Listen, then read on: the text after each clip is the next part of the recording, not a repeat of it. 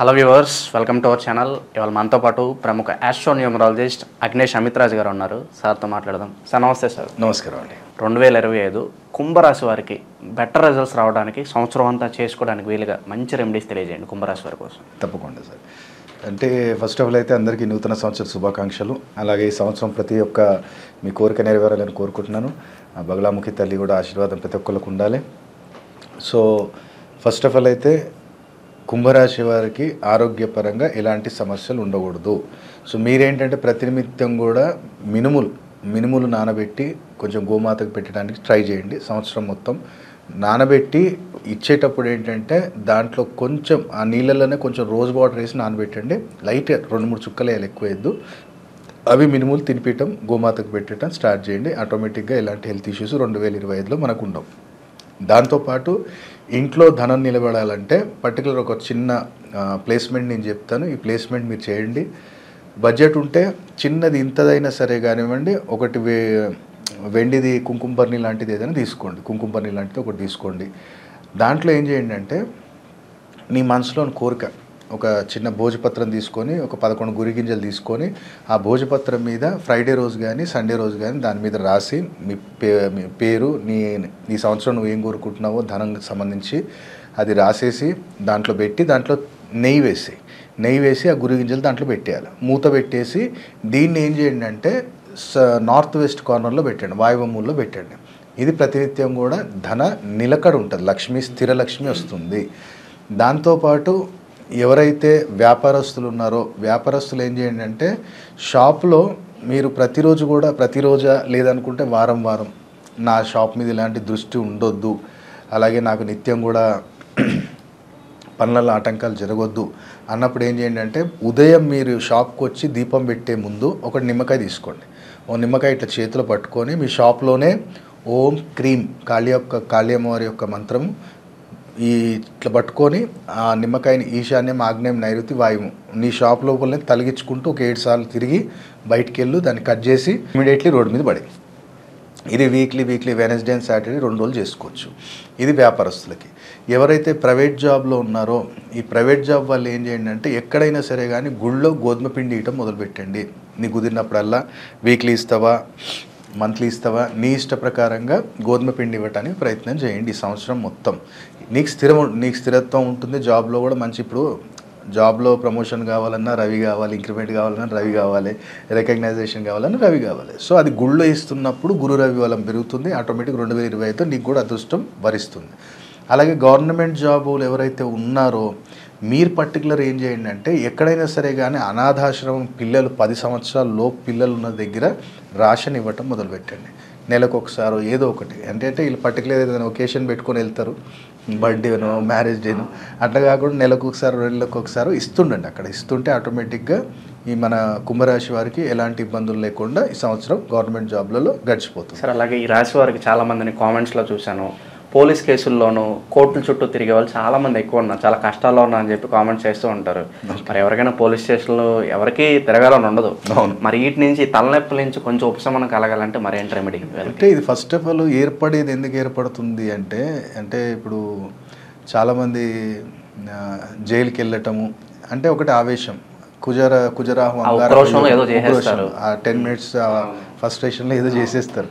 So అక్కడ ఏంటంటే కుజరాహు అంగారక యోగం ఏమైనా ఉందా జాతకంలో, లేదు అంటే శని కుజుల కలయిక ఏమైనా ఉందా, లేదు అనుకుంటే నీ అష్టమ స్థానంలో ఏదైనా చెడు గ్రహం ఉందా, అప్పుడు నీకు ఆటోమేటిక్గా జైలుకి వెళ్ళాల్సిందే.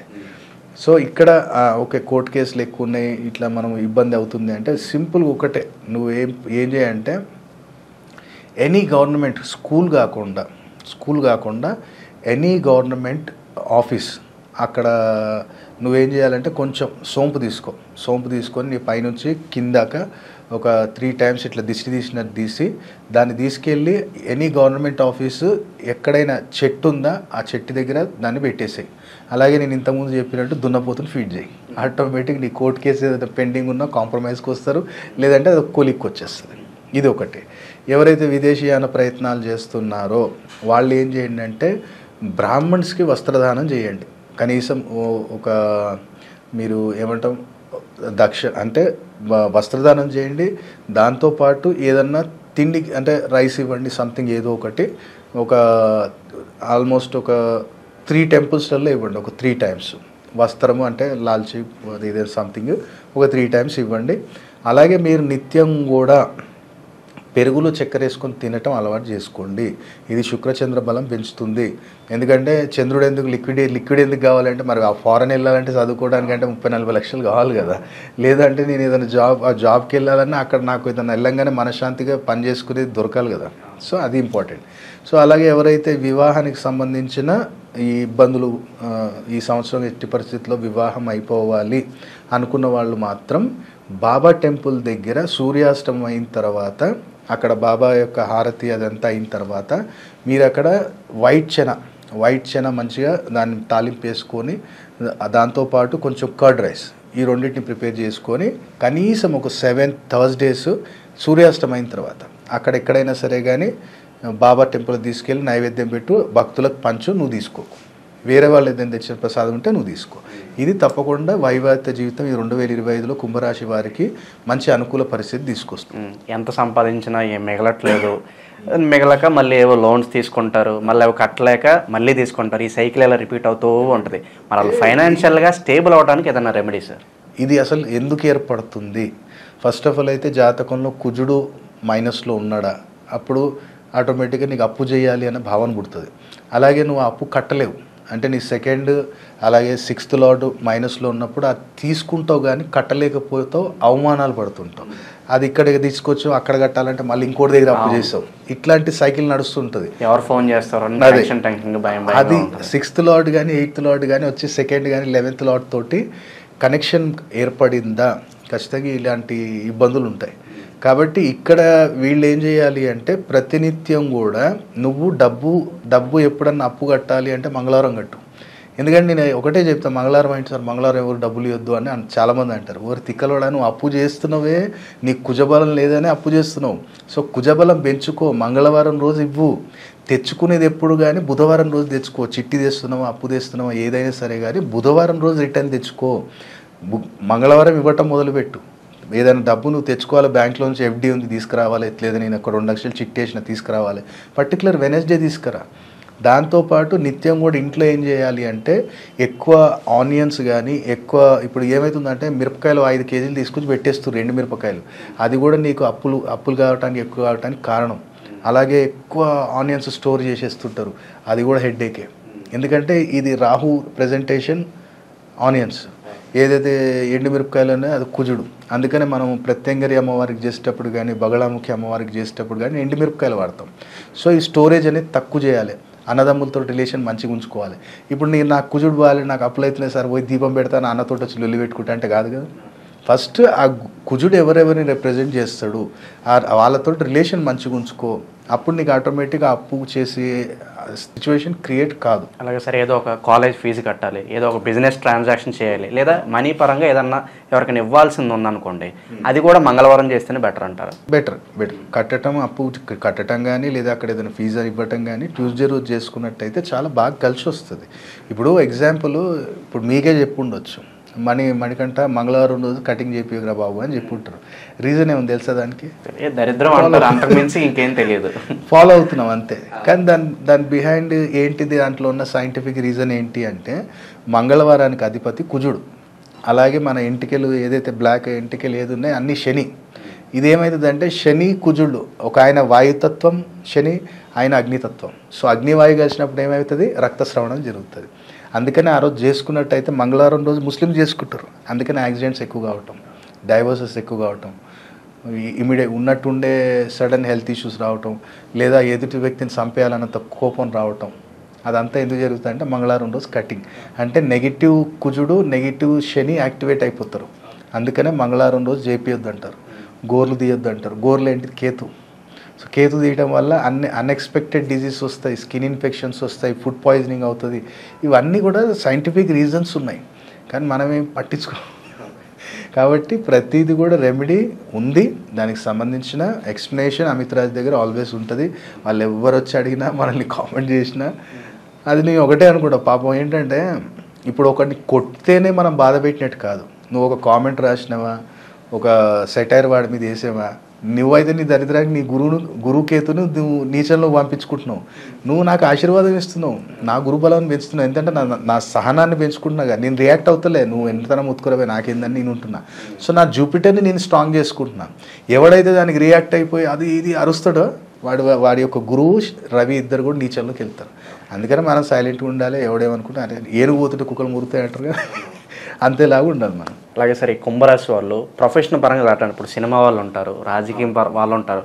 సో వాళ్ళల్లో వాళ్ళు కొంత గుర్తింపు కష్టపడుతూ ఉంటారు, ఒక ఫేమ్ కావాల్సి ఉంటుంది వాళ్ళకి. మరి అటువంటి వరకు ఏంటి సార్ రెమెడీస్? ఫేమ్ అంటే ఒకటే ఇక్కడ ఇప్పుడు ఇప్పుడు నైట్ మీరు చాలామంది ఇప్పుడు యూట్యూబ్లో కానీ దేంట్లో కానీ చూసినట్టయితే నైట్ ఫేమ్ వస్తుందా? ఎట్లా వస్తుంది? కొంతమంది ఏదో ఒక వీడియో పాపులర్ అయిపోయి వైరల్ అయ్యి అలాగ వస్తుంది. కానీ మళ్ళీ ఎట్లా పడుతున్నారు? అది నిలబెట్టుకోవాలి. ఎందుకంటే వాళ్ళకి నైట్ ఫేమ్ వచ్చినా నైట్ మనీ వచ్చినా వాళ్ళకి అర్థం కాదు ఏం చేయాలి.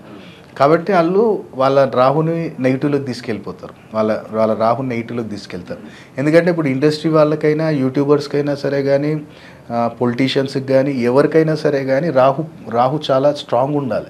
ఎందుకంటే ఇప్పుడు సినిమా వాళ్ళకి ఏంటిది ఒక డైలాగ్. ఇప్పుడు బాలయ్య గారు ఉన్నారు, ఆయన ఒక డైలాగ్ స్టార్ట్ చేసి టకటక అట్లా సినిమాలు అయిపోతుంది. అది మెమరీ పవర్. మెయిన్ మెమరీ ఏంటంటే బుద్ధి కారకుడు బుధుడు, అది వేరు. నువ్వు ఎట్లా బిహేవ్ చేస్తావు బుద్ధిని అనేది నీకు తెలుపుతుంది. కానీ దీన్ని నేను గ్రాప్ చేసుకొని కొన్ని సంవత్సరాలు అయిపోయినా బాలయ్య గారిని ఆయన డైలాగ్ అడిగితే ఇప్పుడు చెప్తారు, బికాజ్ ఆఫ్ రాహు. అలాగే పొలిటీషియన్ ఏంది, ఇప్పుడు నేను అప్పుడు వాగ్దానం చేసినా ఇప్పుడు చేయలే, మర్చిపోరా పోయి ఇంకో దాంట్లో ఎట్లా దింపుతాం వీళ్ళని, ఇప్పుడు మర్చిపోవాలి, డైవర్షన్స్ ఇమీడియట్లీ. అది చేసేది కూడా రాహు. సో రాహు కావాలి. ఇండస్ట్రీ వాళ్ళకి రాహు కావాలి. అలాగే మనకు యూట్యూబర్స్ ఉన్నారు, యూట్యూబర్స్లో కూడా అదే కదా, రెగ్యులర్ కంటెంట్ వేస్తే ఎవడు చూస్తాడు? పబ్లిక్ థాట్ని మనం రీడ్ చేసి ఆ పబ్లిక్ తగ్గట్టు మనం వేసేది రాహు. సో ఇక్కడ నువ్వు ఇక్కడ ఏం చేయాలి? ఇండస్ట్రీ వాళ్ళు కానీ ఎవరు కానీ ఏం చేయాలి అంటే మానసిక వికలాంగులు ఎక్కడైతే ఉన్నారో వాళ్ళకి సేవ చేయి. నీ ఇంట్లో మేడ్ ఉందా, నీ ఇంట్లో పని మనిషి ఉందా, ఆ పని మనిషికి ఎప్పుడో అప్పుడు బట్టలు ఇప్పిస్తుండు, డబ్బులు ఇస్తుండు, వాళ్ళని మర్యాదగా చూడు. అప్పుడు నీ ఆటోమేటిక్ నీ రాహు పాజిటివ్లో ఉంటాడు. ఎలాంటి success, name, fame long term ఇచ్చేటట్టు ఉంటాడు. ఇప్పుడు చిరంజీవి గారు చూడండి, చిరంజీవి గారిని ఎవరైనా అనేటట్టు ఉందా? ఎంతమంది వచ్చినా పోయినా రజనీకాంత్ గారు, చిరంజీవి గారు. ఇప్పుడు నెక్స్ట్ వచ్చేది కూడా నాని గారు. నెక్స్ట్ నేను చెప్పేది స్టేబుల్గా ఉంటాడు నాని, ఒక రేంజ్కి వెళ్తాడు. ఇప్పుడు చాలామంది ఇప్పుడు కొత్త వాళ్ళు వచ్చారు కదా, ఈ 2025లో చూడండి ఎన్ని కేసులలో ఇరుక్కుంటారు. కొత్త ఈ మధ్యలో వచ్చి 1-2 హిట్. దుకాణం చదువుకోవాలి, కృష్ణ జన్మస్థానానికి కూడా వెళ్ళాల్సి వస్తుంది. ఇండస్ట్రీలో చాలా ఉంటాయి. ఎందుకంటే కొన్ని నేను చెప్పా, ఇప్పుడు నా దగ్గర కూడా కొంతమంది వస్తారు, directors, producers, actors, side actors అందరూ వస్తారు. అది మనం ఎక్కడ రివీల్ చేయం. ఏంటంటే వాళ్ళు వచ్చినప్పుడు ఏదో ఫోటో దిగి వెళ్ళిపోతాం. ప్రైవసీ. వాళ్ళు వస్తారు, చెప్తారు గురుగారు ఈరోజు నేను వస్తున్నాను, ఈ టైం కల్లా వస్తాను, ఇక వెయిటింగ్ లేకుండా చూడండి అంటే టక్కున వస్తారు, చూపించుకుంటారు. ఎందుకంటే నాది ఇంట్లోనే ఆఫీసు. ఇప్పుడు నన్ను కూడా అంటారు, ఫస్ట్ రాగానే ఇట్లా చూస్తుంటారు, ఇంట్లోకి రాగానే, నా ఆఫీస్లోకి రాగానే. ఎందుకు నాకు ఇప్పుడు నేను వేయాలి అనుకుంటే ₹1,00,000 టేబుల్ కూడా వేయగలుగుతా. ఎందుకు? ఏం చేసింది ఆ ₹1,00,000 టేబుల్? నా టేబుల్ ఉంటుంది 2,500-3,000 టేబుల్. అది నేను కూర్చునే చైరు ₹2,500. ఎందుకు? నేను ₹1,00,000 చైర్లో కూర్చుంటే ఏమన్నా శక్తులు వస్తాయా? వీళ్ళు పబ్లిక్ వచ్చి అటు ఇటు చూస్తూ ఉంటారు. ఎవరే నీకు ఆడంబరాలు కావాలంటే బంజారాయిల్స్ వెళ్ళిపో, ₹1,00,000 ఖర్చు పెట్టుకో. నీకు కాన్సెప్ట్ కావాలి, సొల్యూషన్ కావాలి అంటే నా దగ్గర రా. అందుకని వీఐపీలు వచ్చినప్పుడు కూడా నేను అదే అంట, ఆడంబరాలు చూపించి సంపాదించుకునే అవసరం నాకు లేదు సార్. నా దగ్గర కంటెంట్ ఉంది అని నమ్మిన వచ్చినోడికి దారి చూపించాలి. అది నేను చెట్టు కింద కూర్చొని కూడా కూర్చుంటా. నా బాబా షిరిడీలు అక్కడ కూర్చొనే చెప్పాలని ఏం లేదు. ఆయన నిమ్మ చెట్టు కింద కూర్చొని చెప్పినా, వేప చెట్టు కింద కూర్చొని చెప్పినా ఆయన చెప్పే జ్ఞానం అదే తండ్రిది, మారదు కదా. జీవితాంతం ఆయన వేసుకుంది ఒకటే జత. మరి ఈ వేషభూషం కానీ, ఇప్పుడు నేను ఇక్కడ కోట్ వేసుకొని కూర్చున్నా కానీ నేను ఇంట్లో ఇది కూడా ఉండదు. జనరల్గా ఒక అబ్బాయి ఎట్లుంటాడో బయట పర్సన్ నేను అట్లనే ఉంటాను. నా బొట్లు పెట్టలు, నేను రుద్రాక్షలు అని ఎందుకు నేను ఎవరినైతే నేను అన్నాను కదా స్టార్టింగ్లోనే, నేను బ్రాహ్మణ్ని కాదబ్బా, నేనేం సంతులు కాదు, సాధువుని కాదు. నేను జనరల్ ఒక అబ్బాయిని, ఒక మ్యారీడ్ పర్సన్ని, సబ్జెక్ట్ నేర్చుకున్నా, చెప్తున్నా. నీకు ఇష్టమైతే నచ్చితే రా, నీకు ఆడంబరాలు కావాలి, డెకరేషన్లు కావాలి, షోరూమ్లు కావాలంటే అవి నా దగ్గర లేవు సార్. నా దగ్గర సబ్జెక్ట్ ఉంది, సొల్యూషన్ ఉంది. సో వాళ్ళు ఎవరు వచ్చినా, ఎమ్మెల్యే ఎంపీలు కూడా వచ్చినా సరే కానీ వాళ్ళు నా వీడియోలలో వాళ్ళకి అర్థమవుతుంది. అందుకని సైలెంట్గా వస్తారు, కూర్చుంటారు, డేట్ ఆఫ్ బర్త్ టైం ఇస్తారు, ఆ గురుగారు చెప్పండి నెక్స్ట్ ఏంటి అంతే అని చెప్పి పంపించేయటం. సో మన దగ్గర కాన్సెప్ట్ అంతే. ఎందుకంటే మణిగారు బంజారాహిల్స్లో నేను పెడితే ₹1,00,000 రెంట్ కట్టాలి. నేను తీసుకునే ₹2,000 ఫీజు మీరు commercial 10,000 చేయాలి, అవును చేయాలి. 10,000 చేయాలి. 5,000 ఇచ్చే రింగ్ 20,000 చేయాలి. అది నాకు ఇష్టం లేదు. అందుకనే బడంగపేట ఎల్బీనగర్ నుంచి 15 మినిట్స్, నేను ఉండేది బడంగపేట, 15 మినిట్స్ నా ఇంట్లోనే ఉంది. ఒక ఎంప్లాయీ, నాకు డ్రైవర్ ఉంటాడు, ఒక అసిస్టెంట్ లేడీ, ఒక అసిస్టెంట్ ఉంటుంది, మా మేడం చూసుకుంటారు, ముగ్గురే. నాకు 10 మంది కూడా నాకు ఏం అవసరం భయ్. 10 మందిని పెడితే వాళ్ళ శాలరీ కూడా నీ జోబులోకి వెళ్ళి తీయాలి, నా జోబులోకి వెళ్ళి ఎంత తీస్తాను నేను? బిజినెస్ పర్సన్స్ అందరు ఇప్పుడు బంజారాహిల్స్లో జెమ్స్ ఉన్నాయి, వేరే దగ్గర జెమ్స్ ఉన్నాయి, లక్షలు రెంట్స్ ఏడికెళ్ళి కడుతున్నారు వాళ్ళు, ఏడికెళ్ళి వస్తున్నాయి. 10 మంది ఎంప్లాయీస్ ఉన్నారు, వాళ్ళ డబ్బులు ఏడికెళ్ళి తీస్తున్నావు? నీ జోబులోకి వెళ్ళి తీస్తున్నారు, నీకు అర్థమైతే లేదు. నా దగ్గర ఆడంబరాలు ఉండవు. రా సింపుల్గా ఒక టైమింగ్ 1/2 అవర్ ఖచ్చితంగా ఇస్తా, నీకు క్లారిటీగా ఎక్స్ప్లెనేషన్ ఇస్తాను, నీకు రెమెడీస్ చెప్తాను, ఆ రెమెడీస్ కూడా ఎందుకు చేస్తున్నావు, రత్నం వేసుకున్నావు, అది వేసుకోవటం వల్ల ఏం బెనిఫిట్స్ వస్తాయి, ఎలాంటి ప్రికాషన్స్ తీసుకోవాలి, ఇవన్నీ కూడా ఎక్స్ప్లెయిన్ చేసి వాళ్ళకి ఇవ్వటం జరుగుతుంది. ఇంకోటి మీరు అన్నారు కదా, కుంభరాశి వాళ్ళకి మంచిది ఒకటి రామబాణం లాంటిది ఒకటి ఇచ్చిపోదాం.